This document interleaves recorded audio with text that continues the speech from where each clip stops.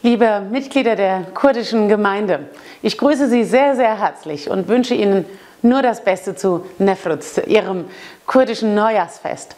Das ist was Besonderes, seine Tradition zu pflegen, innezuhalten, mit der Familie zusammenzukommen. Und Feste, die beinhalten gutes Essen, Feiern und vor allen Dingen der Blick auf das, was auch noch kommen mag.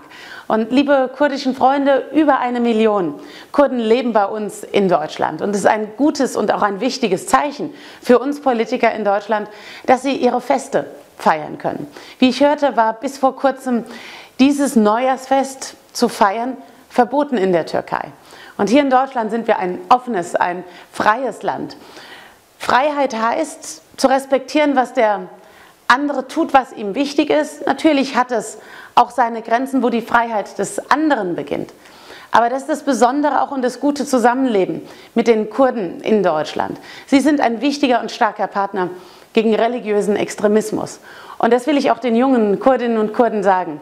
Wir haben einen Blick für euch. Auch bei uns in unserer Partei, der CDU, haben wir Kurden, die sich engagieren, die uns einen wichtigen Blick geben für ihre Anliegen, die aber ein Partner in unserer Demokratie sind. Und so wünsche ich Ihnen ein tolles Fest, lassen Sie es krachen, schöne Gespräche, nette Begegnungen und das sind die Erinnerungen, von denen man morgen auch zehren wird. Alles Gute für Sie.